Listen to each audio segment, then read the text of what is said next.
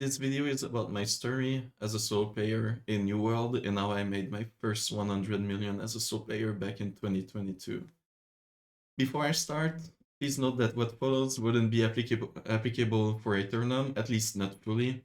I'm sure there's a ton you can learn, even if you're a veteran. Um, but if there's enough interest, I will consider writing a guide for both casuals and tryhards, or if you prefer veterans that will play Eternum. Um, but I kind of don't want to do that because I want newer players to experience the game as I did. And I believe the best experience you can have in this game is to go blindly and just learn as you go, and make your own adventure, basically. Anyway, that's just my opinion. I just have a feeling that I wouldn't make a service to anyone if I did release a guide for Eternum too early. I don't mind doing it if people ask for it, but anyway, I wouldn't do it otherwise. Anyway, um, also, I don't want to force people to sit through a video of me talking, and let's be honest, I won't put too much effort on the video. There will be good information, but not so much visual support. It's more about what I say than what I show. So yeah, if you would rather read than listen or watch the video, then I'll provide a written guide, probably a Reddit post or something that I will link to. The reason why I'm sharing everything I'm about to share is because I don't need any more gold. I don't mind sharing what follows because, well, I don't play the game as seriously anymore. And yeah, I just hope that I can teach some new. Well, I can share some tips to older and newer players. And anyway, I hope that what follows is helpful. And also, I just need to mention that I'm really tired of those guides that seem to prey on newer players that don't know any better. Anyway, some of those content creators, they make guides that show that they don't even understand, they don't grasp even the most basic of economic concepts, such as supply and demand. And yeah, they to put it more directly, they say some stuff like everyone should focus on armoring, jewel crafting, engineering, and that simply doesn't make sense. If everyone was to make the same items at the start, well, I guess what happens to the supply versus the demand? It makes absolutely no sense. They don't take into account that some players will be behind the progression curve and some others will be ahead. I was for sure way ahead when I played back in the day. But the average player will, of course, be somewhere in the middle, and depending on how much they play, of course. And so quickly, I would just recommend for newer players, if you're still listening, if you're watching this video, just focus on gathering and refining skills. If you're doing refining skills, don't go don't try to focus on too many of them. It's more important to be high level in one or two than to be level, I don't know, 50, 100, 150 and many of them. It's much better to reach 200 or 250 um, anyway in one or two skills, and then use the gold that you make once you're able to craft cooldown materials, um, or I should say refine. Once you're able to make those prismatic mats or even stuff like Asmodeum, runic leather, Phoenix Weave, or even Glittering Ebony, then you're able to sell that for a profit in the early days of a fresh server, and you're able to reinvest that gold into the other refining skills. And once you have all those skills leveled up, then you're able to make some reliable everyday. And honestly, that's one of the best things you could do as a more casual or newer player. Anyway, I just wanted to say that before I go too deep into the details and for and get into my story and what I did. But yeah, anyway. Um, so chapter one is the early bird gets the worm. That's the October. We're back in October 21. Wow, if I could only speak. we're back in October 2021, new world releases, and I start with my first character back in the day on Cibola. Anyway, my name is BeastoEast. As you can see, I have 6 different characters. Well, you cannot see all of them. That's a lie. As you can see, I have 3 different level 65 characters. Anyway, most people know me as BeastoEast. And let's just jump on my main to show some things as I speak so that the video is a tiny bit more interesting. I don't want to be anyway, just me talking about stuff. I'll try to show some stuff at the same time, but anyway, it's more about what I say than what I show, like I said. So feel free to follow on a different monitor or anything. It will be somewhat of a long story. So yeah, like I said, the game releases, and for the first week or two, I was playing somewhat casually, a few hours a day. I did the main story quest leveling, and don't laugh. But I focused on fishing also. I was a new player, as you could tell. Didn't know about all the bots that would also be fishing and how they would just. There was way too much supply of fishing related supplies versus the demand. Anyway, so yeah, I did the main story quest plus fishing, gathering skills, just really quickly so I can just show. So yeah, I focused on fishing. Um, and yeah, the main story quest. When I say main story quest, some people refer to main story quest as MSQ. So MSQ is anything that looks like that, as you can see at the top, main story quest. Well, I shouldn't pin that. Anyway, if you go in uh, your journal up there, and you see main story, that's what I'm referring to when I say main story quests. So yeah, anyway, I focused on those, and I just progressed. I had maybe 20, 30k after, I would say, a week doing quests again. It rewards gold and also selling some fish and whatever I got from fishing, and also a bit of skinning. So yeah, I reinvested most of what I had into woodworking and weaving. So what's nice about woodworking, once you hit 200, which was the max level back in the day, you were able to craft cooldown, daily cooldown materials. Well, just one for that skill, glittering ebony. And anyway, I did that, and I reinvested my gold that I was able to get into skilling gear. So to be even more efficient, I reinvested into woodworker's pants, and I believe the shirt also, which gave a small 2% bonus for each piece of the gear that you have to get more well, bonus items when you refine. And by being even more efficient, I was able to craft even more. Not craft, refine more items, and it was even more profitable for me. I had higher margins than the average player that was not equipping that crafting gear. Anyway, um, so yeah, I was able to then reinvest in some gear, keep leveling, and that's when I discovered, solo chess runs. I was able to do them more reliably as time went on. My favorite ones were the mines. Anyway, I was able to do the mines. The area was reworked, so that's why it looks like I never been there. But anyway, trust me, I did the mines, and that I was able to get a void essence way ahead of the average player, and some people were starting to craft void bands. Yeah, you're an old school player if you know about void band. Anyway, that was the most in-demand armor that you could. The everyone wanted void band. It was guaranteed 600 gear score gear, and yeah, it was actually quite good back in the day because we didn't have access to much other gear, and some people would even use that for PvP. So anyway, I was able to sell the essence. I should just type void. It's void essence. My first one sold, believe it or not, for 6k. It doesn't seem too expensive nowadays because, well, there's no demand for it. And I'm not sure if it's used for anything else than void band.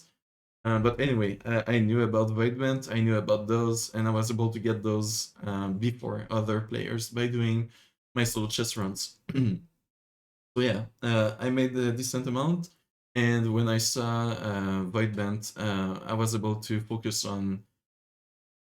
Anyway, I was able to focus on the mats that were used in Voidvent armor, and I tried to corner the market. I made a decent profit from that, and I kept on doing my chess runs. Um, what else? Yeah. Anyway, I kept on crafting glittering ebony, and my 200 woodworking allowed me to be more efficient, refine more mats. Um, 1 second. Yeah, just to give some visual support, I was crafting a lot of glittering ebony. And I got some bonus procs because I had more gear and also the level just anyway. And I started being more efficient by um, what's the word? Basically focusing on certain towns to do certain or specific activities, such as trading in Morningdale and crafting, refining in Even Skill Reach.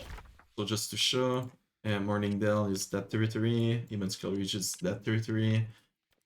So yeah, I eventually got to 300 territories standing, but of course I did not focus on that. It just happened as I used those territories a lot.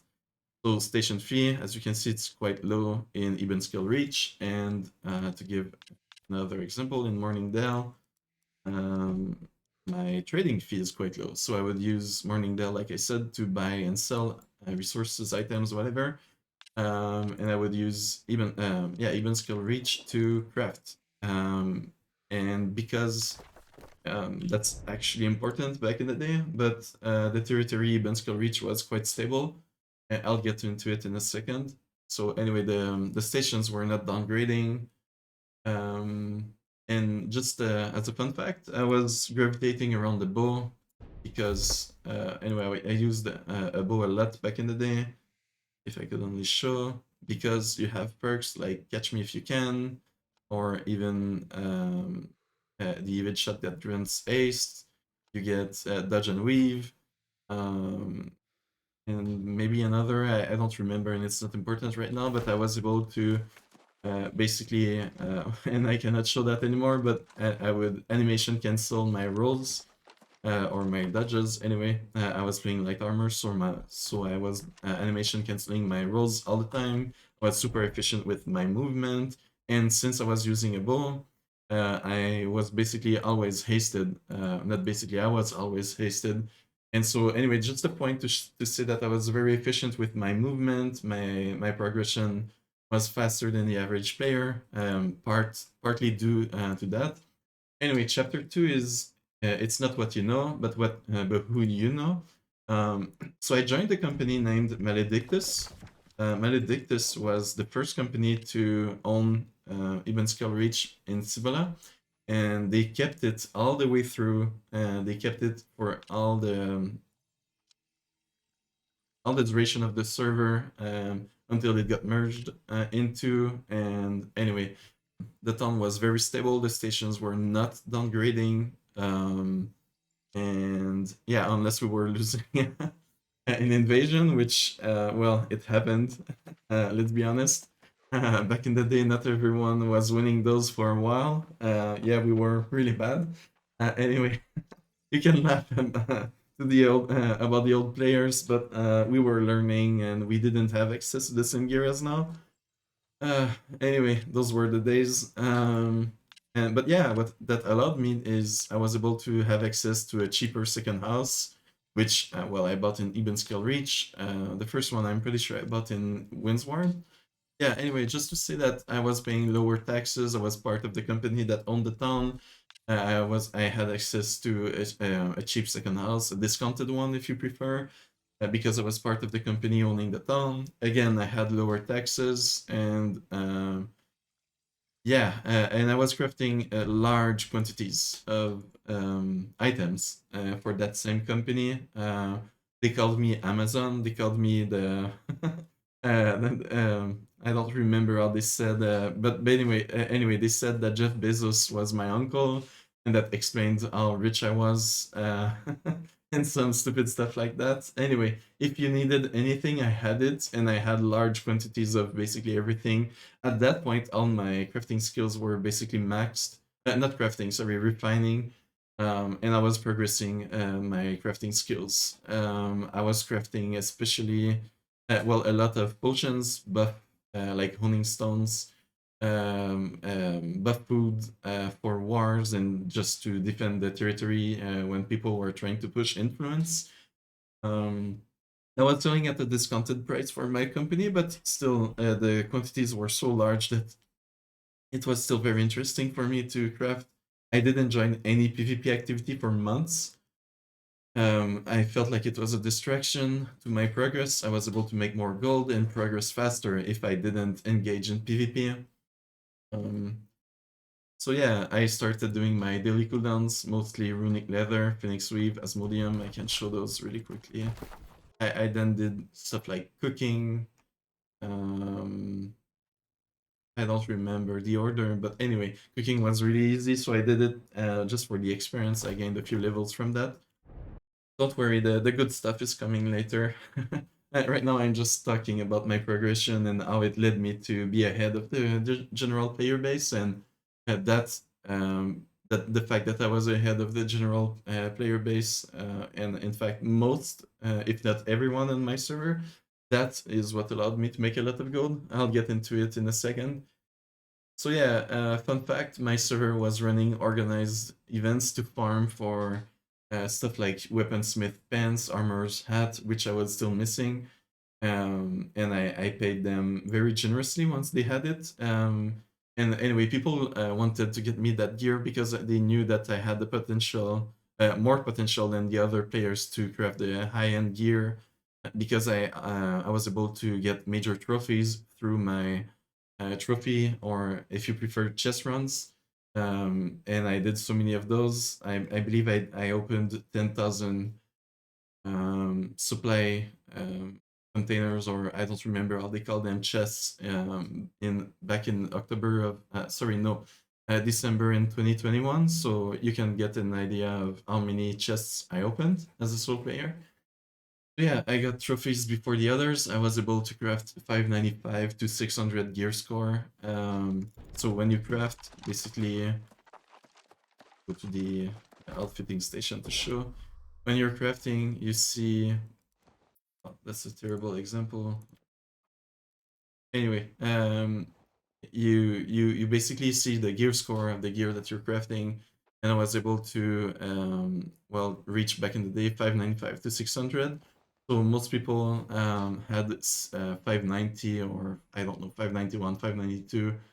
I should say 592. I don't even know if you can have 591 to 600, and I was basically more efficient. I had a 1 in 6 chance to get a 3 perk items, a legendary item, 600 gear score, while the other crafters had way lower odds than me, so maybe a 1 in 9, 1 in 10, or whatever it was.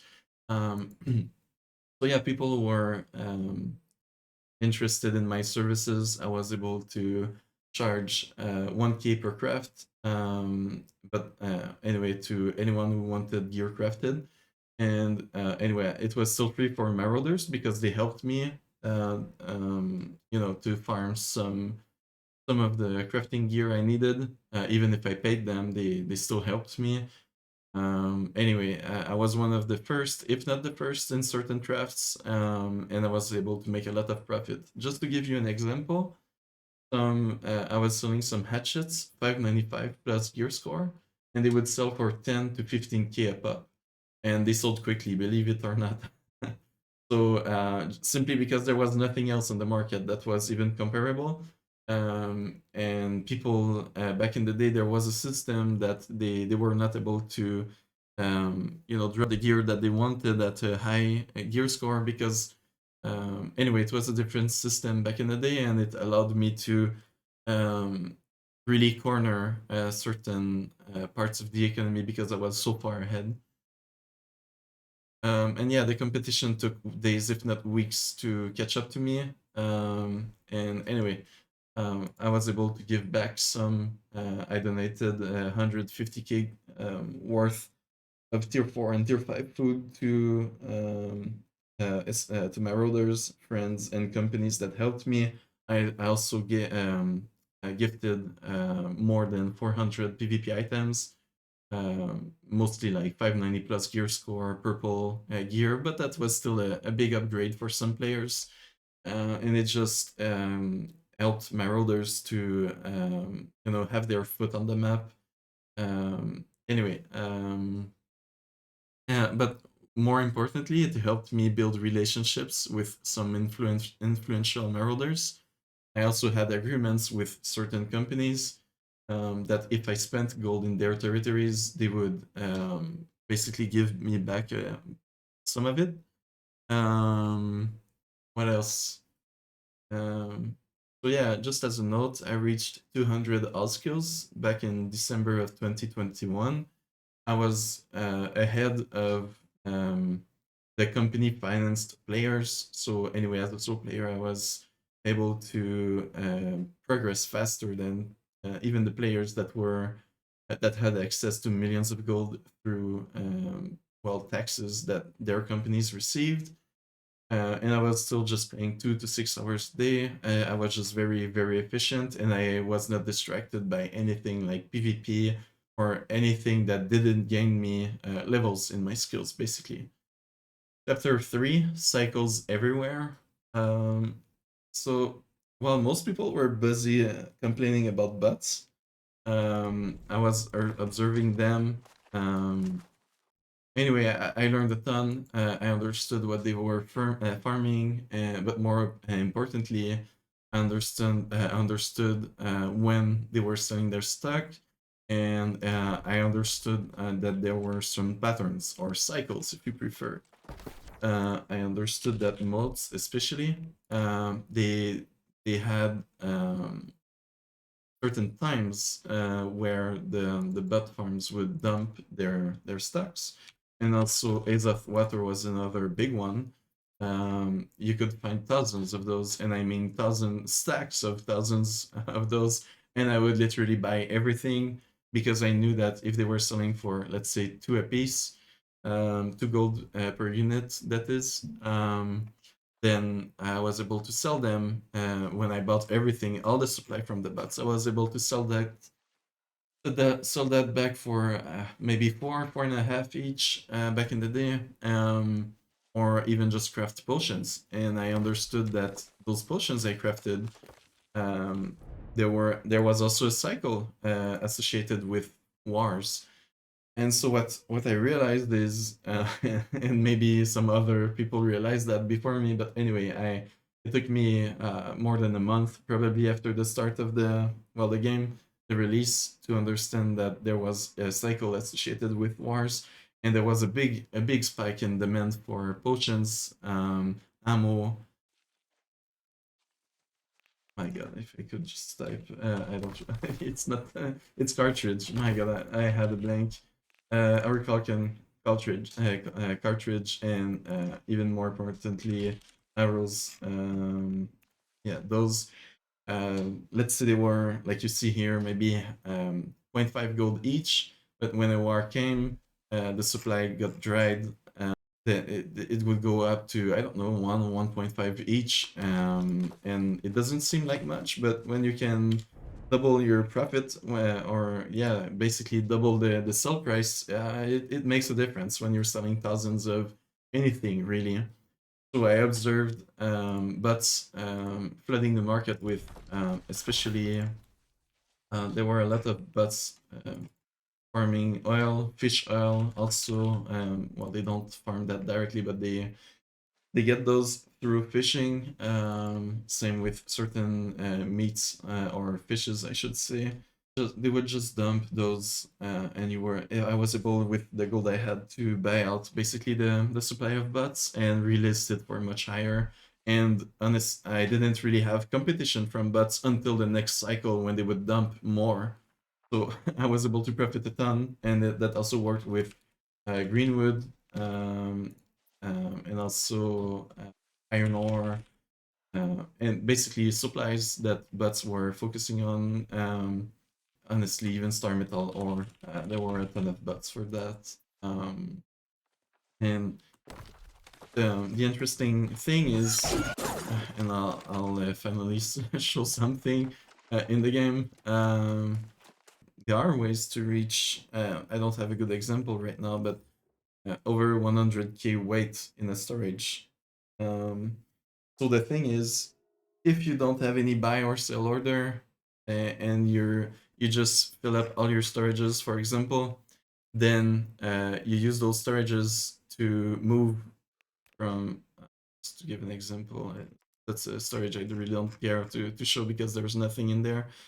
So let's say I would just buy a ton of, I would buy resources in one storage or in a different town. I would take the materials on me, just, get the mats on me, because you cannot guarantee that the buy orders will fill. But if you put sell orders, let's say I have 100k weight of greenwood because I've been buying those from bots for weeks, and then I put them in different storages because I know that it's a really crazy price and it's only possible because there's way too much supply because of the bots.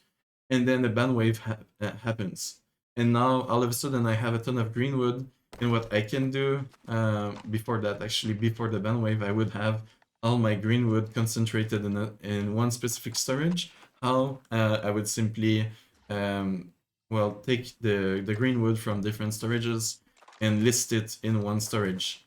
And then when the listing for one day stops, so let's say if I had 10k of those, for example, I would put a sell order. I would sell all of those for one day. I would list them and would do that 100 times. And then after a day, they would expire, and I would have, for example, 100k of storage of weight. And then, of course, I couldn't sell from that town directly, but I would use that storage. I would move those items over to a different town, and I would sell them.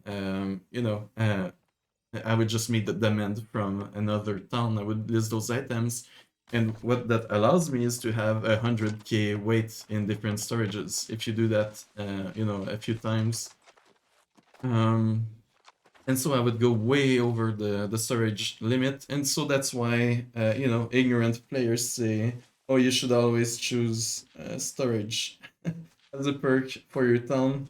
Yeah, no, only if you don't know what you're doing.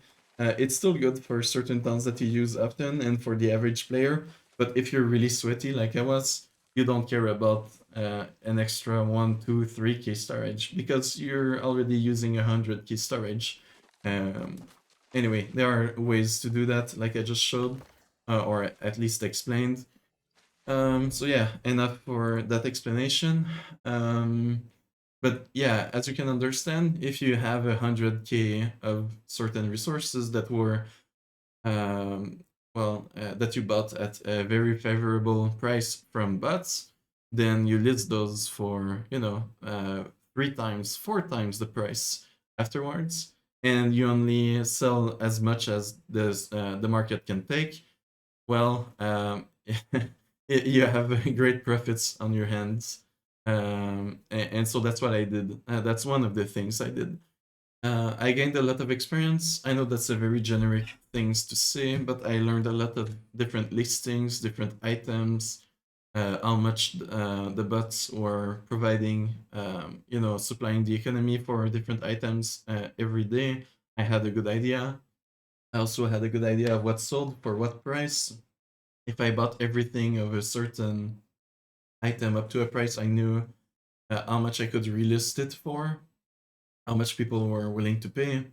I was able to get enough understanding of basically everything that was used to make runic leather to say, okay, if runic leather is at a certain price, then that means that those mats should be at that certain price. And if it wasn't the case, I might sell some or buy some, depending where I saw the profit. And so I would look into infused leather, for example, and if I thought, okay, well, that's too cheap, I would just buy it and sell it. And I would just go all the way back to, the basic supplies, such as rawhide. Oh yeah, I didn't mention rawhide, but there was a ton of those too, um, coming in from bats. And that was another mat that you could really target to basically flip, like I mentioned, if you had large quantities. And yeah, when I talk about cycles, I quickly talked about wars, but just know that wars or influence races, yeah, influence races and wars.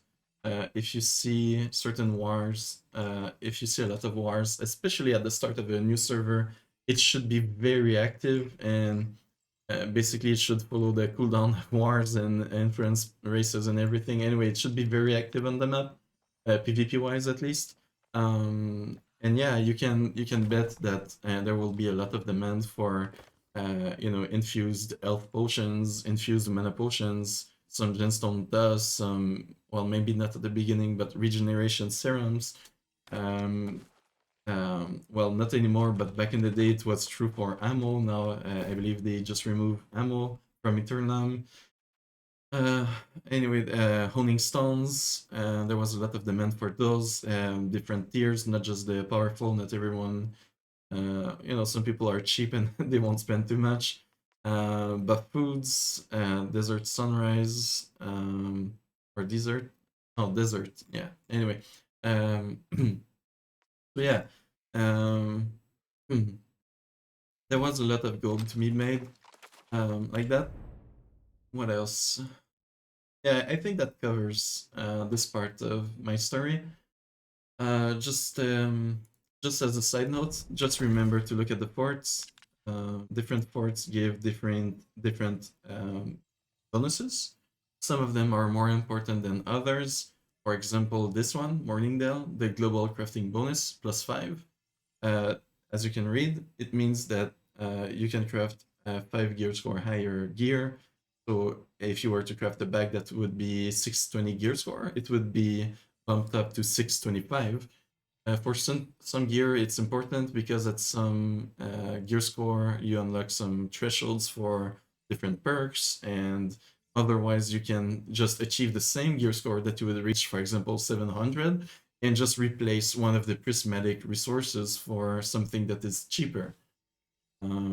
So you would replace a prismatic ingot for a piece of asmodium, or I believe that's true. Anyway, just reduces the gear score by 5. You're still at 700 gear score, but because of the +5 bonus, anyway, you don't miss on any gear score. Chapter 4, Generating Wealth During a Deflation Period. My server's population was dropping rapidly. That is still Cibola.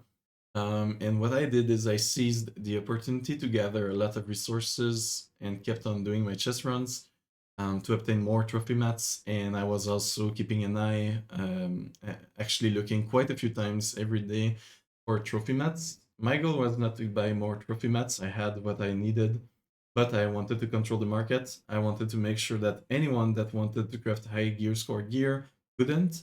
Basically, I wanted to keep it a monopoly. I wanted to prevent others from competing with me. Anyway, that was the spirit.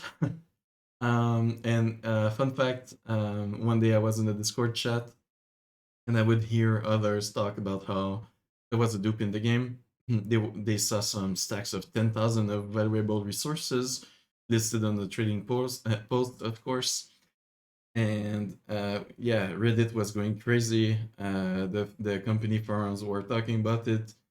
Anyway, nobody could understand how anyone would have that many of certain resources, but I did, and they were shocked when I explained to them that those were my listings, and I was just using the trading post to gain extra storage space. I had too much, I had accumulated too much, and I wanted to basically use the trading post as a storage extension, basically.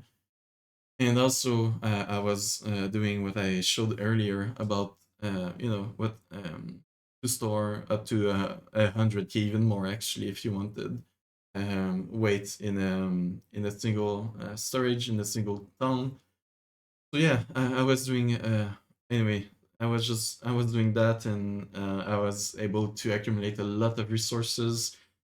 And anyway, I was at a point where I couldn't sell as much as I crafted, and so I distributed a lot of gear to other players that I trusted, friends, friends of friends, company members, ex-company members, or just people I knew, and I gave them pricing indications. Basically, I told them, here's XYZ item, here's what it's worth on the market.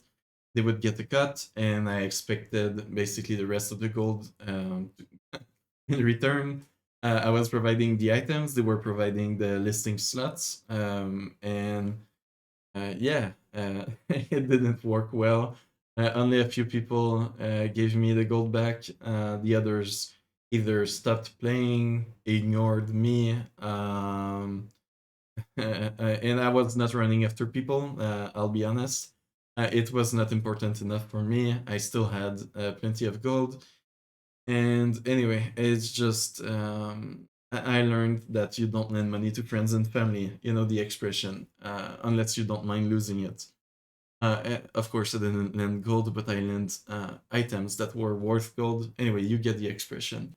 So the AGS announced at some point the mergers, the incoming mergers, and so we were getting fresh blood in the server. I believe we had 3 servers merged into Cibola. And what was interesting is those companies that own a territory, they would get a compensation when the merge happened. And so they would get, I believe it was 50k gold per territory. Someone can correct me, but I believe that was the amount. And what was interesting is we were in a deflationary, I guess that's the word, economy for a while. But when that gold injection happened, there was a lot of gold all of a sudden. And what was interesting is those players, those companies, they didn't have the same access as us to some resources like trophy mats because they had a lower population, and those resources were somewhat rare. They were rare to get from chests and all, and so they just had less of those in their economy, and so they just jumped on those trophy mats. And guess who had stockpiled a lot of those trophy mats or trophies? It was me. So I sold a lot, and I mean a lot of items. In 15 minutes, believe it or not, I hit gold cap, and I had to leave my company. I had to play on my own, and I had to sit on the trading post to just, well, I didn't have to. I wanted to to resupply different resources because those people were hungry. They were buying everything they never saw before, certain trophies, certain mats for trophies, and just yeah, in general, it was just crazy, crazy times for sure. And I was very opportunistic. I sold a lot of items. Chapter 5, the rich gets richer. So yeah, after the merger, I was able to sell plenty of mats, as you understood. And like I said, it was time to say goodbye to my company. I benefited and profited a lot from being part of a company, but at some point, I was just too big for the company. I had too much gold. It was a pain to manage gold and buy resources all the time. And gold was coming in too quickly in my bank, and I was always on the verge of hitting gold cap and just wasting gold. So yeah, I created 2 more characters with their own companies to store more gold. I was able to store 5 million gold per character. Still, that was not enough. I created the second account with 3 more characters. So I was able to store 5 million gold each. And I was playing on 2 different accounts with separate inputs, just alt tabbing, 2 monitors. Anyway, you get the idea. I was not breaking any rules. I was not doing, I don't remember how you call that, mirror inputs or something like that.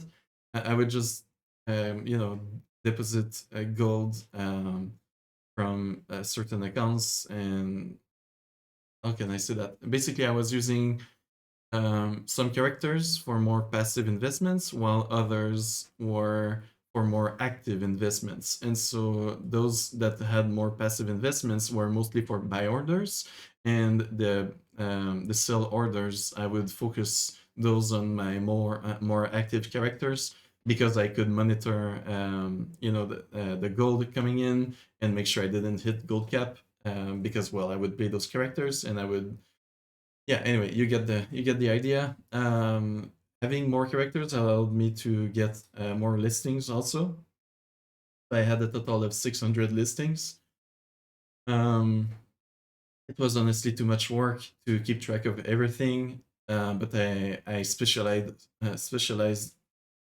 certain characters for certain resources, like I mentioned, and I also had characters on different servers, and so I was able to target certain mats or whatever, and not compete with myself again because I was on a different server on different characters. What else? I also used some friends to transfer some items and gold between characters to well help me progress faster on different characters. What else? Oh yeah, at some point, people realized I was crafting a lot, and people were inviting friends to see me crafting. And anyway, there was enough interest that people were just asking me when I would do my crafting sessions. People wanted to see those, and eventually I started to record and post those crafting sessions on YouTube, and anyway, just stream on Discord and certain servers depending on I was doing. And what was interesting about that is people would contact me directly for items that they saw in my videos with offers. And so I didn't even have to list those. When I knew the offer was fair, to or whatever, they knew me as the crafting gambler or whatever. What people didn't understand is was crafting just because I was having fun. Sure, I was making a lot of gold sometimes, um, but I simply had too much gold and I was just crafting for fun. So some people were just quite annoyed when I was doing crafts that were not necessarily profitable, but they were not understanding that I was just burning cash, but I had piles, if not anyway, I had piles of cash behind me, and I was just having fun. Really, it's just a game for me. Uh, so yeah. Um, what else? Yeah, I just had a very quick turnaround time because of people that knew me, and people were contacting me for specific crafts that they wanted, and I was able to sell that with a decent profit. What else? Yeah, chapter 6, Honey, it's time to merge again. Yeah, you get the idea. This time I was a part of a small server getting merged into a big one, so Sibylla was getting merged into City of Brass. With more players came more demand and faster selling times. More gold was circulating, especially with the compensation for lost territories, again, of the previous territory owners that merged into City of Brass. The city had, sorry, I should say the economy had changed. I could feel it. More and more players knew about Best in Slot again, and cared about it. And people were following videos or influential streamers or content creators, if you prefer, and people had a better understanding of BIS, and there was more demand for BIS and less demand for basically everything that wasn't BIS. Um, and to stay up to date with the latest and more popular builds, I was using Discord servers, again, New World Market and New World Global Trading Post. On top of various companies' Discords, I had access to a lot of Discords because late 2021, early 2022, I started doing wars. Anyway, and I had access to a decent amount of information and I was well connected. I knew basically specialists, if you wish, of different weapons. And I started also reading about different PvE on different PvE discords, both for invasions and later expeditions, even or even PvP meta discords about through different war companies. Anyway, all that to say that I had a good understanding of what was popular and in demand. And anyway, the best in stat gear was quickly rising in value, and again, the rest was losing value. Um, so yeah, all that to say that it wasn't important to understand the meta. I I started using Aeternum Craft. I believe the site is down now.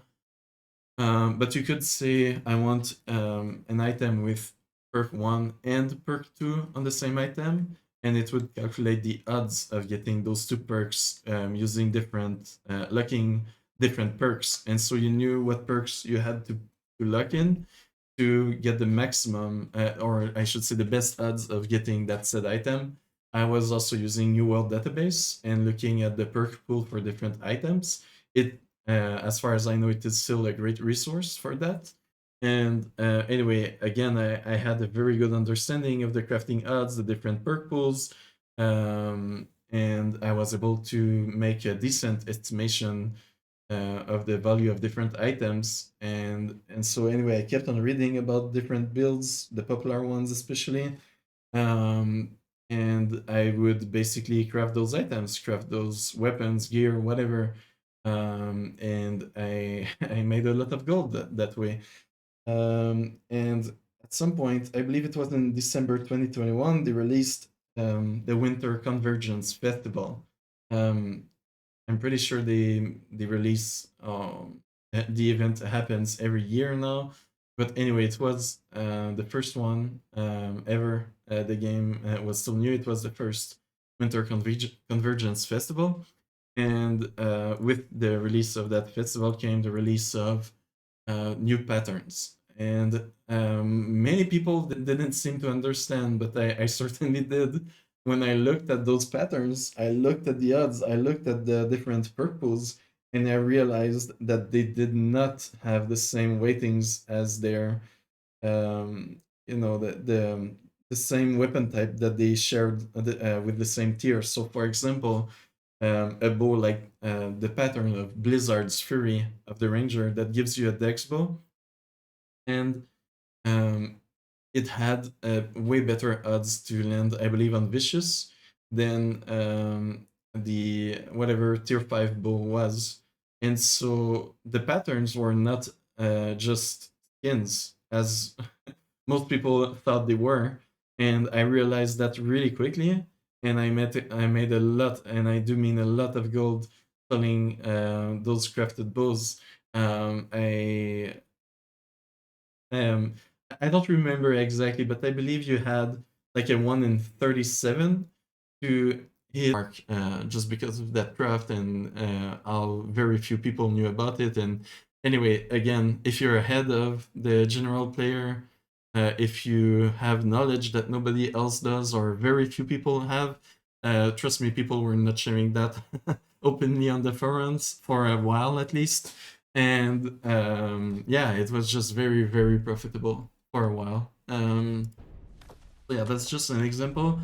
But trust me, there were other examples. There were other patterns and different events that gave us ways to have different purples, and it was again very profitable if you knew where to look for, what to look for, and understood what was in demand. So yeah, chapter 7, solo but well connected. So we're in January 2022. The mutation system releases for expeditions. It's a brand new system. And I found myself a team with X, Zizix, Morgana Noir, Lord Bill, and myself, BeastoEast. And we agreed to keep our tuning orbs expedition keys if you prefer for our group only. And to save on my own tuning orbs, or again keys, to access those expeditions, or if you come from a different game, I guess you could call those dungeons or whatever. And I just helped other teams to progress, not using my own keys basically, and I was still able to progress and get umbral shards to upgrade my gear score. Don't worry about that. That's an old system you don't need to know about. Anyway, I just managed to unlock higher mutation levels without using any keys of my own. Anyway, so at some point, we started doing those dungeons with me and my team.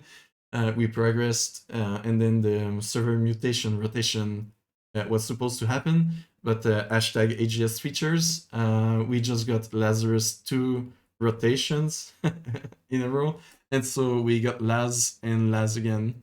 So we were able, by the way, Lazarus, I should provide some support for that. Lazarus is this dungeon, the Lazarus Instrumentality. It's one of the easiest ones with, second, what's the name? Oh my god. Yeah, the Garden of Genesis. Those are considered to be two of the easiest ones and fastest ones to run. And back in the day, I would argue that Laz was especially easy. Well, if you had the right gear score at the start, it was actually hard for us. Anyway, enough talking. We were able to reach a higher level because of the feature slash bug of Lazarus 2 times in a row, because we kept our progress of the first week, of course. And we were able to get mutate to level mutation. Anyway, mutation 9 and mutation 10 the few following days, and our team was actually the first on our server to reach gold M10. We were also the first to reach 625, which was the maximum gear score back in the day. And anyway, companies paid me to be in wars because I had a crazy advantage over other players. Regardless of what people tell you, I can tell you that people felt my spear. They felt the tip of the spear. And even one person told me that they actually changed, believe it or not, faction because they were so tired of being killed by me, and they never got hit that hard before. They were playing what was supposed to be a tank build, but they melted to my spear. Anyway, I was way ahead of the general player, and sorry, I'm forgetting something. Yeah, anyway, there was more demand than before for protection amulets, bane perk, weapons, and I would provide those to players. And also the attunement perks. They sold quite well for a while. Those were for sure best in slot on many weapons, and you can only gain those from mutations, as far as I know. And anyway, so I crafted some of those items, of course. And we also made some gold selling carries for people that wanted umbral shards, and we made some gold, just getting drops of certain items, just because we did so many expeditions and we were basically speedrunning them with my group. So we made some gold through that. But honestly, it was more about the fun than anything else. Just as a reference point, I had about 15 million gold in early 2022 after investing in PvE, PvP gear, crafting gear, cooldown materials, what else? Trophies for not only my main but my alts also. I invested in some good whatever tools, bags. Think about it, I had it. Oh yeah, so yeah, now comes I guess the more sweaty part. Chapter 8, Becoming the Market. Uh, so let's say I wanted, or anyway, I became the market basically, as it says. So if I, like right now, I won't do it because I don't care. But if I see that an item, like amulet shards, for example, right now, I could buy everything quite easily and just list it at whatever price I want. And that's what I did back in the day. I I didn't want to compete with anyone, and I wanted to control the supply side if possible. So I just made sure that I would always have the buy order, the highest one, I should say. So uh, if I go for Amulet Shard, oh, well, settlement is full, but I would place a buy order right there, and I would make sure that I had the highest buy order. Yeah, as you can see, I don't play as much, and that's why I'm sharing this guide. Um, okay. So what else? Okay, I can give you a few examples. I realized that some items had slower supply times, but they still had a decent demand for them. So those are mostly the jewelry timeless shards and trophy mats. So yeah, again, I was able to buy out those and relist at the price that I wanted them to sell for. Um, and I really didn't care if they didn't sell fast. I was still making a good amount, and I was controlling the market. What else? Um, yeah, back in the day, I did a lot of PvP arenas because, and by the way, you can do PvP arenas just by, let's see, um, activities. Yeah, they changed. Now I believe it was anyway. So you go in, you just queue for arena. And what happens is when you queue in an arena, let's say I'm in Morningdale before I queue in the arena, then after the arena I just reappear at the same place.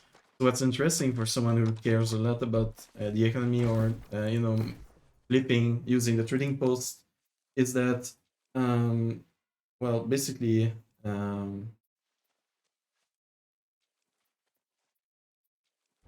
pause.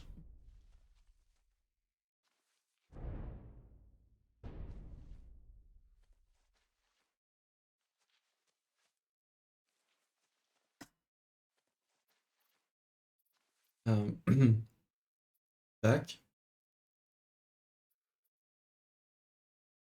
So what is nice about arenas is that you can manage your buy sell orders really easily, make sure that you have the best offer. I actually forgot to include it in my guide, I believe, but um, if you're sweaty enough, uh, you can trust me, you will know who are the other flippers and other people competing with you on the server if you do it enough.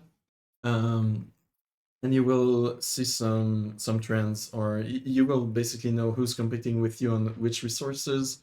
Anyway, it's a game where if you talk to enough people, you will start to know a lot of things. And anyway, what you could do is basically if you agreed with certain people that you knew competed with you instead of just paying taxes all the time to always have the best buy order. um, you can agree that each of you have a buy order for, I don't know, 5, 10 of them, and you will just have the same price. For example, that's one way to do it. If you don't know who's competing with you, but your friends want to know which are your buy or sell orders, then and I would argue that it's more important for buy than for sell orders. You can have the same last two digits. So, for example, if someone I won't be able to sell because anyway, and that's a terrible example. One sec. So people would say, okay, so those boots they can those are BeastoEast boots because well, he always ends by .95, for example, his prices. It doesn't mean, of course, some other people can do that, but you have an idea, and maybe you know the person, and maybe this item is worth a lot, and so you contact them, say, hey, I got the same boots to sell as yours. Um, is it yours? And they would say yes or no and whatever. And you could maybe just match a price so that it's like a fair competition between you two friends. Or maybe you just say, well, okay, I won't undercut them. I'll just wait for them to sell and then it will be my turn. And you just do that for each other. And that way you're not just, throwing money at taxes and just releasing items non-stop, and you can pay tens of thousands in taxes on. Anyway, hope that's sweaty enough for you guys. Yeah, so that's probably one of my favorite chapters. Chapter 9, Ignorance is Bliss. So basically, an update made certain skills very profitable for a while. So basically, you would obtain packages of specialized materials after gaining experience on an already maxed skill. So, um, for example, whenever you, I don't even know how you call those. So you would hit a tier 1 reward at the 1/3 mark, a tier 2 crate at the 2/3 mark of like the full cycle, circle if you wish, when you level up. And when you do the last part, the third segment, I guess, uh, of the circle, then once you get enough experience, of course, you get that. Gives you a crate, tier 1, tier 2, tier 3, whatever. Different rewards in each of them. Tier 3 usually has the best stuff. So you could get, for example, trophy mats, you could get um, crafting gear, or anyway, refining gear. One I found was very profitable for me was smelting. Um, the smelter set, I believe it's called smelters. Yeah, headgear, mitts, pants, shoes, and smock. Well, not anymore, but they sold for, I believe it was like 5 to 10k each, approximately when it first released. It took a while before they released the smelter set, if I remember correctly. Anyway, it sold for quite a bit, and because I had a lot of mats,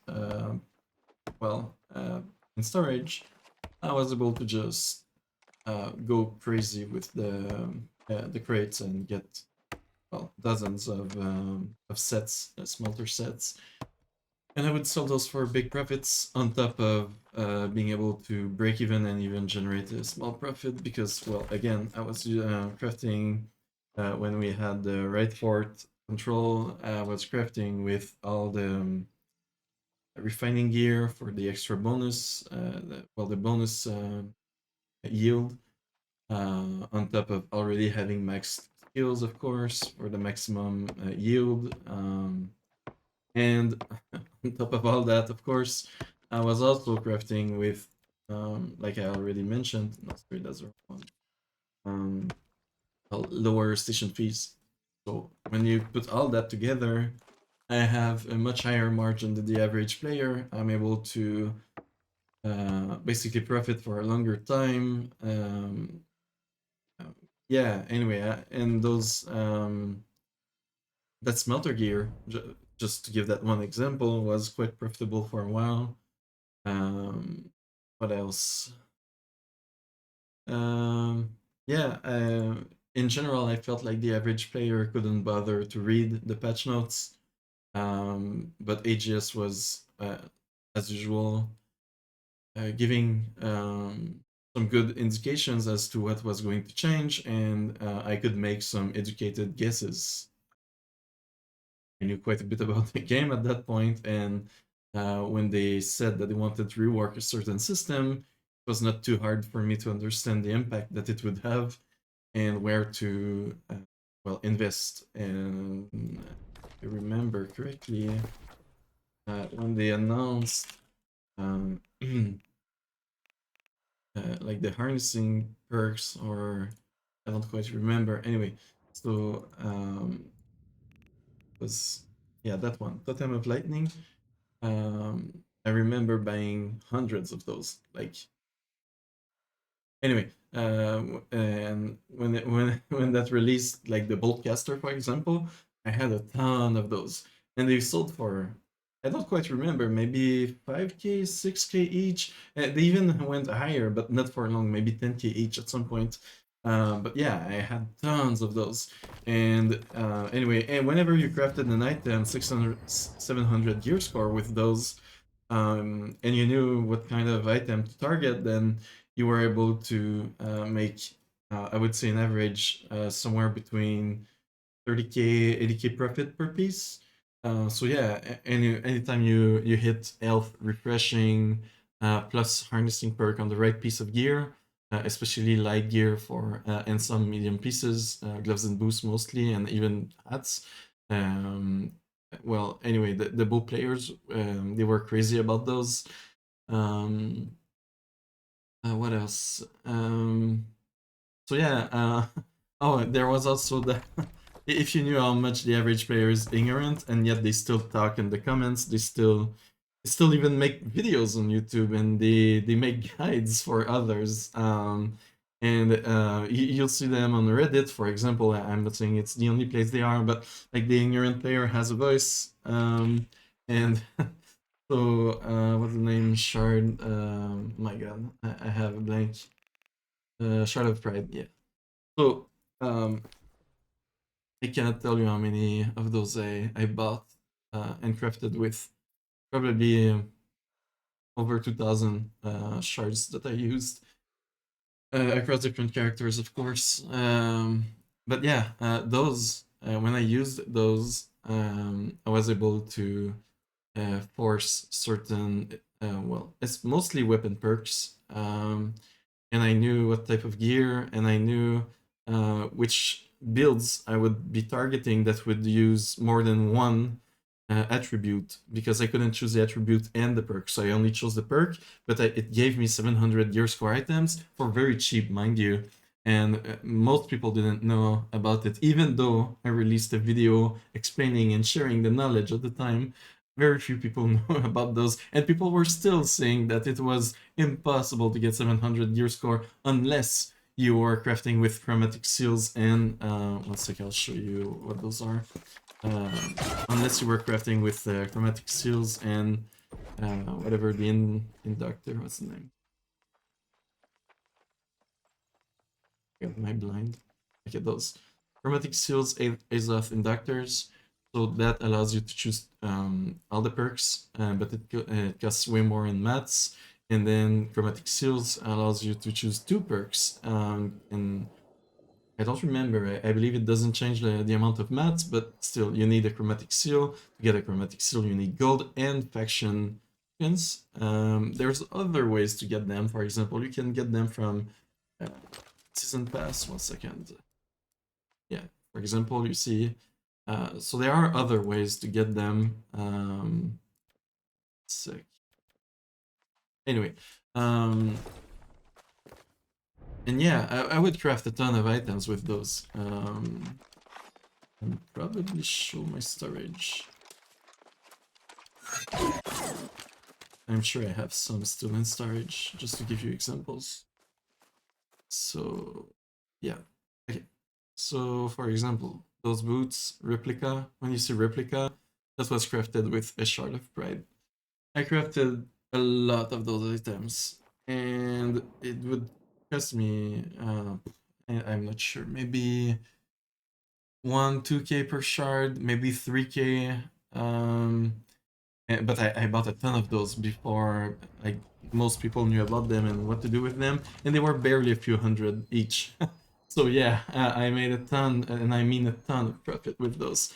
The items I crafted, depending on my luck and what perks I got, they sold anywhere from five, I would say break even, maybe 5k profit minimum. That's about the minimum I would get. So it was basically a break even in the worst case scenario, and most of the time I would still make a profit, maybe 5-10k, and I would get I would say maybe 80k profit at the most. That would be more for pieces that had well, of course, at least two very good perks, um, and mostly items. Basically, I also understood that certain artifacts made some markets very hard to craft for. If such, the only builds that were popular and that used an artifact, were using an artifact, well, that meant that there was not a lot of a demand, not a lot of demand for 700 year score items of that same type. But Yeah, when I saw the Boltcaster bow, the artifact that is, um, I quickly realized that crafting harnessing gear with lightning damage and also lightning damage rings and rapiers to use with that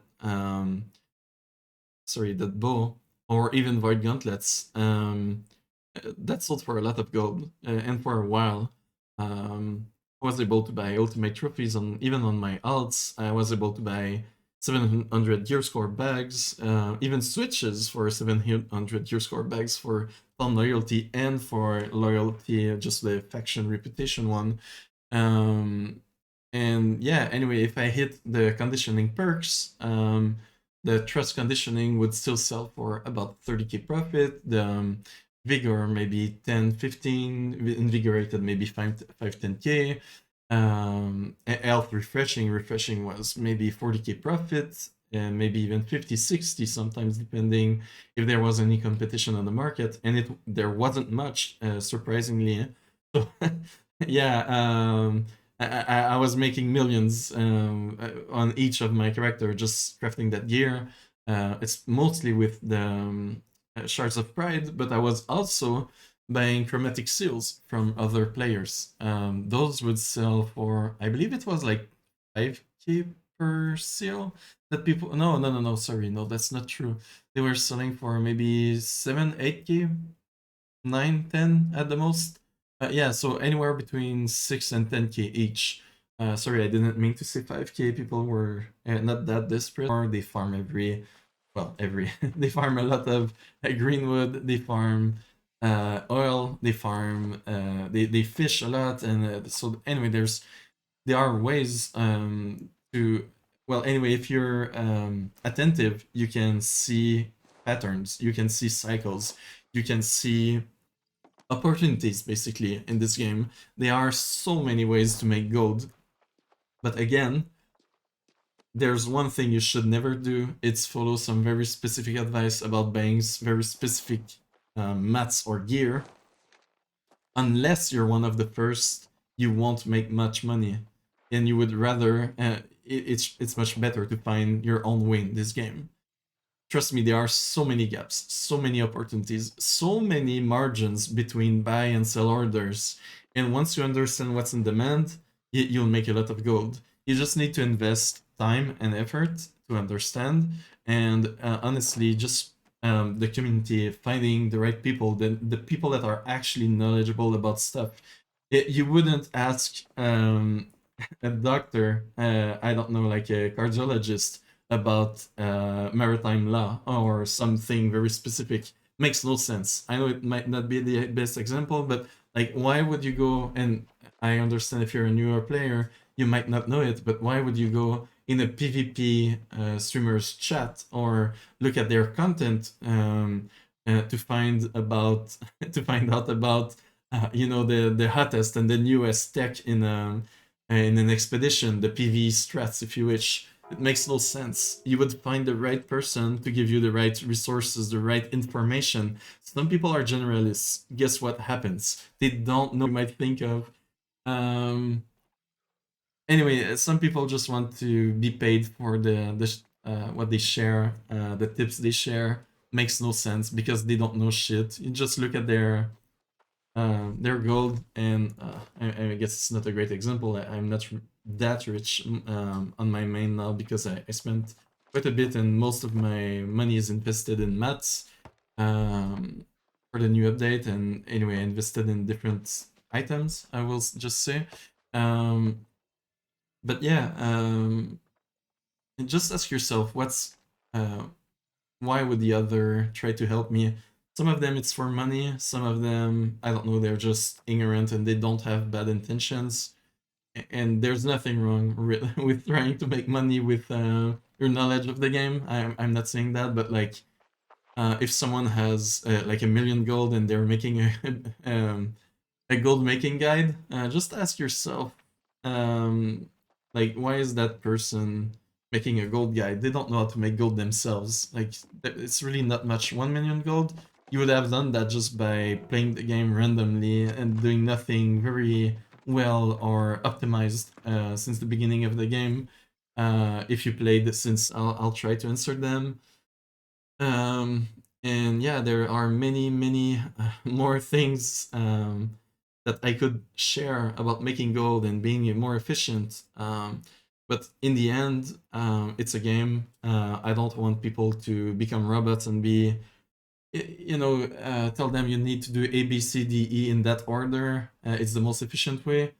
It's only true for certain people, first of all, and also, um, like I already mentioned, the fun in this game, in my opinion, it's a bit like RuneScape, where you create your own goals, your own adventure. There are so many ways to enjoy the game. You could make an account where you give yourself certain restrictions. You could focus on PvP, PvE, the economy, trading, crafting. I really don't. Even the housing system, you could be someone who likes to decorate houses, collect some rare items. Anyway, my point is, um, I don't want people to worry too much about the economy. You don't need a lot of gold in this game. I'm not kidding. Like, you can craft a lot using what's the name, materia, and if you go at like the gypsum kiln, however how you pronounce that, and you refine. Anyway, you can upgrade, you can get artifacts basically for free, you just need some time. You can upgrade those afterwards, of course. What else? You get the heart runes from expeditions, then you can upgrade them. Sure, it costs a bit with the mats, but it's not much. You should get plenty enough with just questing and not just wasting your gold. And honestly, you don't need to spend much on your gear anymore. The game is quite casual friendly now. There's plenty of rewards from expeditions, quests that are enough for the average player to at least be competitive, and be able to do most of the content of the game. Um, what can I show before I go? Not much, honestly. The video is long enough.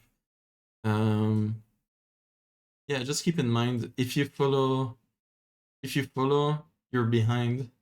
I know it makes sense, right? But like, try to lead. Try to be first, or one of the first. Try to fill gaps. Yeah. Otherwise, you're just one of the.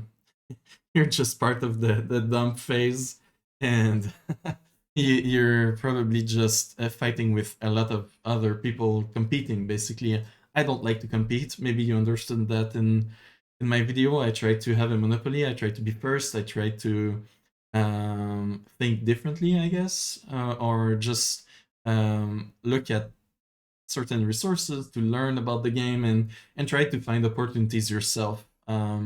Trust me, you won't find those in in YouTube videos, and even those few people that try to sell you tips. Well, who knows if they don't share those or don't benefit from those first themselves, and you would need to be one of the very few people to know about something to make a lot of gold. It's not always true. Like the shards of pride, I shared that method on Reddit and YouTube, and people are still ignorant to the fact that you can craft with those. Well, anyway, 700 year score at least. Maybe it will be outdated soon. So yeah, just feel free to share your efficiency or economy related tips in the comments. Again, I'll try to answer your questions. I'm not playing the game much anymore. I have other priorities in life. It's still a very nice game, a game I still enjoy, just not the same way and not with the same intensity as I did in the past. Anyway, I just hope it was helpful, and just, feel free to subscribe. And I'm not someone who does a lot of content anymore, and don't expect much content from me, but maybe I will share something else before the release of Eternum. See you there.